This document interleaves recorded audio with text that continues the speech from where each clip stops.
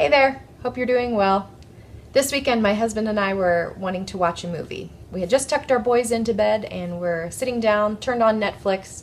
We're scanning through the options and we landed on Schindler's List. Not your standard Saturday night rom-com. As I've been processing the movie, I thought it might be interesting to talk about how Schindler's List can help us think about the values that we have in the way that we earn and spend money. If you haven't seen the movie, the basic synopsis is that you're following a German businessman through the Holocaust. He has a manufacturing company that ends up safe harboring the lives of Jewish workers. In the beginning of the movie, Oskar Schindler, the businessman, the main character that we're talking about, is really in it just for the profit. He sees a really good business opportunity by manufacturing pots and pans. He can sell it directly to the German army and have a ready buyer. He can keep his expenses low by hiring Jewish workers, and he doesn't actually have to pay the Jewish workers. He again pays the German army. In his mind, it's a win-win-win.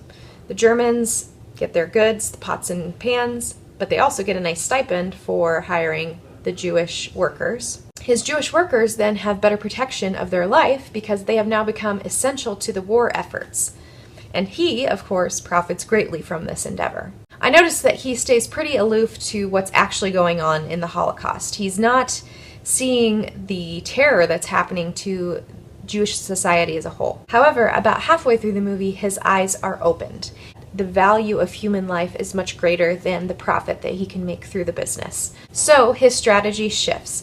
Instead of keeping his expenses low, he decides he's just going to hire as many Jewish workers as he can so that he can become a safe haven for them, protect as many lives as possible. And at this point, his business is now no longer the pots and pans. He is selling artillery shells. Rather than actually manufacturing the artillery shells because he doesn't believe in how they will be used, he ends up just distributing them. In the process, what he's doing is he has to subsidize the business because his expenses are too high. He has too many workers and not enough revenue. So he takes the wealth that he's made throughout his lifetime and subsidizes the business to safe haven these lives. And he ends up impoverishing himself.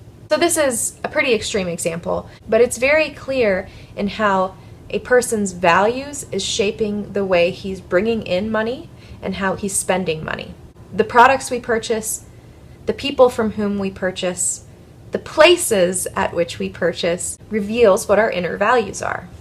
And just like Oskar Schindler, if our only value is earning as much as we can or spending as little as we can miss the big picture. So today, it might be a good idea to sit down and just jot down what are your values. What is it that drives the reason that you have your business, or the reason that you've chosen the career that you have, or the reason that you've made the product purchases that you have? When we understand our values, we can make better financial decisions. Take care.